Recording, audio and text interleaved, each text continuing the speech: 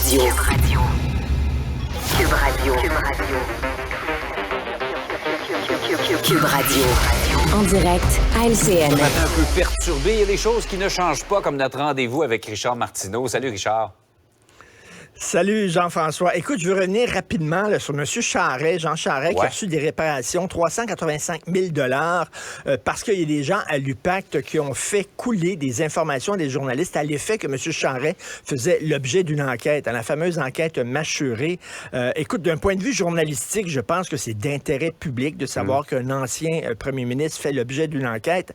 Mais tu sais, je pose la question. Regarde ce qui s'est passé avec l'ingérence chinoise. Les gens du SCRS, qui habituellement font pas couler de l'information aux journalistes, se sont dit, on tire la sonnette d'alarme depuis longtemps sur l'ingérence chinoise et au gouvernement, on ne nous écoute pas. On ne nous écoute pas, donc on va faire couler l'information des journalistes pour faire pression. Est-ce que ça se peut? Question que je pose. Est-ce que ça se peut qu'il y a des gens au sein de l'UPAC qui disaient, ça n'avance pas suffisamment vite, cette enquête-là, on a les bâtons dans les roues, on tente, tu sais, on voudrait que ça avance un petit peu plus vite. On va mettre de la pression. Donc, on va mettre de la pression. Je sais pas, c'est la question qu'on se pose, mais bref, écoute, c'est pas fini. C'est 5 000 de réparation dommage à M. Jean Charest. Réparation dommage à M. Jean Charest. Hey Richard, on savait qu'il y avait du verglas qui s'en venait, mais je pense qu'il n'y a pas grand monde, il y a 24 heures, qui aurait misé qu'on se serait retrouvé dans l'ordre de grandeur du nombre de pannes du gros verglas de 1998. Écoute, il faut là, vraiment s'armer de patience, les gens qui n'ont pas d'électricité chez eux. Est-ce que c'est ton cas? 2000 pannes. J'en ai pas eu hier du tout. Ce matin, j'en avais pas en me levant, absolument pas. Mais sais-tu quoi? On s'est réchauffé hier et on a bien mangé un repas chaud hier chez moi. Sais-tu pourquoi? Pourquoi? Parce que j'ai une cuisinière au gaz.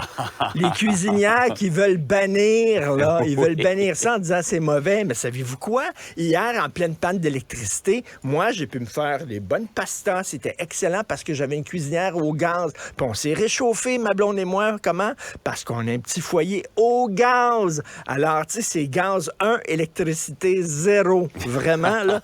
Donc, tu sais, on veut bannir ça en disant c'est dangereux, mais je pense que des fois, de temps en temps, c'est très utile. Je vois cette image-là d'un arbre.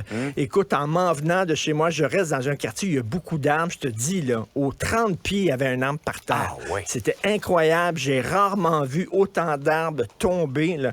C'est vraiment... on s'attendait à ce que ça brasserait, mais je m'attendais pas, moi, à une tempête aussi grosse que ça, quand même. Remarque Donc, il y a encore des gens tombé un peu plus de verglas que je compensais. On parlait de 10 à 20. À Montréal, il en est tombé 35, ce qui est quand même le tiers de ce qui était tombé en 98. Là. Heureusement, on n'est pas rendu à se rendre dans les refuges. Rappelle-toi, il y a 25 ans, la crise de verglas, les gens qui rentraient dans les refuges, les mains dans les poches, on disait, ben là, c'est que ça, une couverture. C'est que ça, les brosses à dents. Ils n'ont pas de brosses à dents. Hey, ta maison n'a pas brûlé, elle n'a pas explosé. Là. Prends une lampe de poche, va chez vous, va chercher ta brosse à dents, puis reviens dans le refuge. Tu te souviens de ça? Oui. Les gens, on dit, les gens faisaient preuve de solidarité pendant la crise du verglas. Ouais, les gens se volaient leur bois de chauffage, puis je volais leur génératrice l'un l'autre. Tu sais, quand même, c'est assez particulier, cette période-là.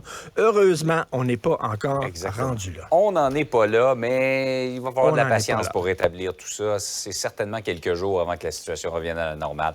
Et en terminant, Richard, le PDG de la SAC a été dégommé. On se demande pourquoi. Ben oui. Alors, Denis Marcellet, PDG de la SAC. La question qu'on se pose, c'est est-ce qu'on l'a jeté en dessous de l'autobus pour protéger Éric Kerr? Servir de paratonnerre.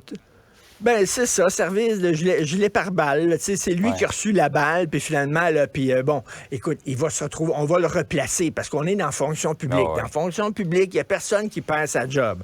On t'enlève, puis on te met ailleurs. C'est tout, là. C'est ça qu'on va faire. Donc, écoute, parce qu'il y a eu évidemment plein de ratés. Mme Guilbeault qui dit, c'est pas vrai que vous allez vous lancer dans le profilage facial. Là. Je veux dire, non, là, tu sais, on est passé à côté d'une grosse catastrophe. Je veux te rappeler, là, au point de vue, là, bordel informatique, depuis le 3 décembre 2022, alors, les ingénieurs de l'État travaillent 37 heures et demie, mais ils sont payés seulement 37 heures.